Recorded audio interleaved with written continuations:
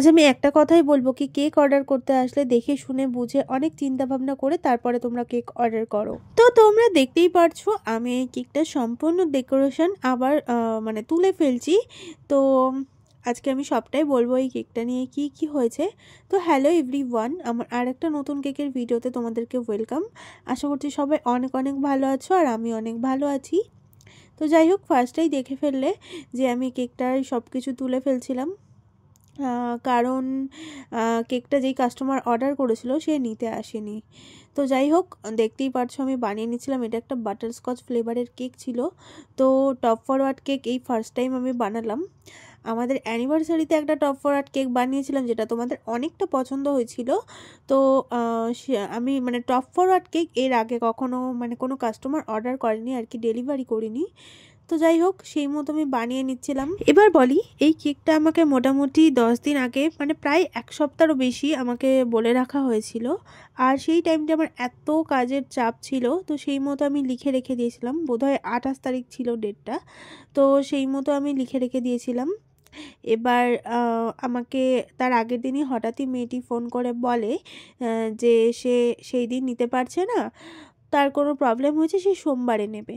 তো আমি সেই মতো আর রেডি করি না কেকটা। তারপরে কিছুক্ষণ পর আবার মানে ওই কিছুক্ষণ পরে আবার ফোন করে বলে যে কেকটা কালকেই নেবে। তো সেই মতো আমি তাড়াহুড়ো করে বানাই, মানে ওই দুপুরের দিকে বা বিকেলের দিকে এরকম টাইমে আমাকে বলে যে কালকেই নেবে।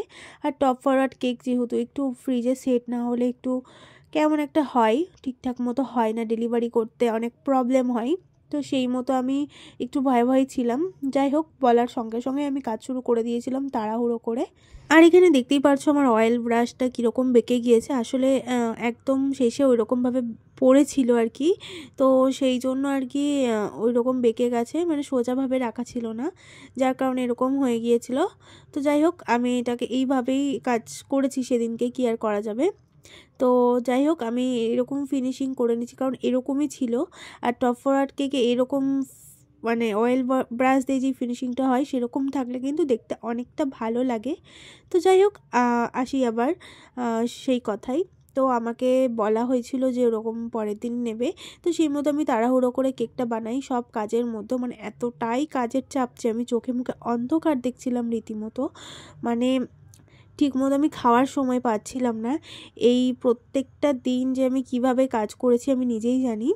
তো প্রত্যেক দিন 2, 3, 4 করে কেকের অর্ডার ছিল, যার কারণে প্রচুর প্রবলেম হচ্ছিল। তো যাই হোক, তাড়াহুড়ো করে আমি বানিয়েছিলাম অ্যান্ড শেষে কেকটা নিল না। তো এটাই আমার খারাপ লাগা, আর অন্য কিছু না। তো দেখতেই পারছো আমি এখানে টপ ফরওয়ার্ড কেকটা এরকম কেটে নিলাম, দেন যেরকম যা প্রসেস সবটা করে নিচ্ছি। আর এখানে একটু ভেঙেও গিয়েছিল। তো আমি খুব যত্ন করে সুন্দর করেই বানিয়েছিলাম। আর আগের কেকের মানে আগে আমার অ্যানিভার্সারি কেকটা যখন আপলোড করেছিলাম তখন বলেওছিলাম যে আমি পেছনটা ভরাট করে দেবো, তো সেই মতো আমি করেও দিচ্ছি। অ্যান্ড কেকটা যেই পিসটা রয়েছে মানে যেইটুকু কেক আমি কেটে বাদ দিলাম সেটা একটা কন্টেনারের মধ্যে আমি ভরেও রেখেছিলাম যে সেই মেয়েটিকে দিয়ে দেবো, কারণ ওইটুকু তো বাদ দিলে 1 পাউন্ডের কম হয়ে যাচ্ছে না কেকটা। তো সেহেতু আমি সবসময় কেন কম দেবো, আমি তো দামটা সেরকমই 1 পাউন্ডেরই নিচ্ছি। তো সেই মতো আমি ওটা কন্টেনারের মধ্যে দিয়ে দিই ওই পিসটুকু। তো যাই হোক, আমাকে একটা ছবি পাঠিয়ে বলা হয়েছিল এরকম সেম সেম বানিয়ে দিতে। তো সেরকমই সেম সেম আমি করার উদ্দেশ্যে ছিলাম। আর সত্যি কথা বলতে অনেক পুরোটাই সেম সেম আমি করতে পেরেছিলাম। আমার নিজেরই দেখে ভালো লাগছিলো যে হ্যাঁ, একটা আমি সত্যি ভালো কেক মানে সুন্দর কেকটা বানাতে পেরেছি সেম টু সেম। তো যাই হোক, বানানোর পরে সেই মেয়েটি আর নিতে আসে না। আমি বানিয়ে সকাল 10টার মধ্যে তাকে ছবি পাঠিয়ে দিই। তো সে সিনও করে না, কোনো রিপ্লাই দেয় না। আমি অবাক হই না, আমি ভাবি হয়তো অফলাইন আছে। তো তারপরে যখন ডেলিভারি টাইম চলে আসে 4টের সময়, তখন আমার একটু চিন্তা হয় যে এখনও তো কোনো রিপ্লাই এলো না। তো সেই মতো আমি ভালো করে হোয়াটসঅ্যাপে গিয়ে দেখি আমাকে ব্লক করা, ফেসবুক থেকেও ব্লক করা, ফোন করলে ফোন থেকেও ব্লক করা। তো সেই সময় আমি আমার হাজব্যান্ডের ফোন থেকে ফোন করি, সেখানেও আমার গলার আওয়াজটা শুনে আমাকে ব্লক করে দেওয়া হয় সেখান থেকেও। তো তখন তো আমি বুঝতেই পেরে যাই যে কেকটা আর নেবে না। তো সেই মতো ওর একটা ফ্রেন্ড যে আমার নাম্বারটা ওকে দিয়েছিল তাকে ফোন করি, দেন আমি ওকে জিজ্ঞেস করি যে এরকম এরকম প্রবলেম, ওকে একটু বলো। তো ওর ফোনটাও তোলে না। তো সেই মতো আমাকে ধরেই নিতে হয় যে ও আর কেকটা নেবে না। তো তখন আর কি করার। তো আমি ভেবেছিলাম হয়তো চেনা জানা, এর আগে আমার থেকে কেক নিয়েছে, মানে চেনা জানার মধ্যেই আমাকেও বলেছিল যে দিদি আমি তোমার সঙ্গে এর আগেও কথা বলেছি, তো আমি নেবো কেকটা, এরকম বারবার বলেছিল। এরকম ভরসার জায়গা থেকে আমি মানে সত্যি কথা বলতে বিশ্বাস করেছিলাম। তো এরকম আসবে না আমি বুঝতে পারিনি, ওর কথাবার্তা সব কিছু মিলিয়ে আমি ভাবতেই পারিনি যে এরকম ঠকে যাব। তো যাই হোক, অনেক তাড়াহুড়ো করে অনেক কষ্ট করে কেকটা বানিয়েছিলাম। তো যখনই দেখলাম সব জায়গা থেকে ব্লক করা, একটু খারাপ তো লেগেছিল, আর প্রচুর কাজের চাপের মধ্যে ছিলাম, যার কারণে মন খারাপের সময় হয়নি।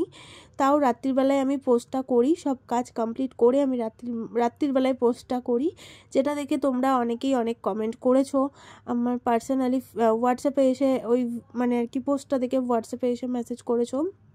তো সেই মেয়েটি আমাকে পরের দিন সকালে আবার ফোন করে, দেন বলে কি পুরো টাকা দিয়ে দেবে, ওর কোনো প্রবলেমের জন্য ও নিতে আসেনি, আমাকে ব্লক করে দিয়েছিল।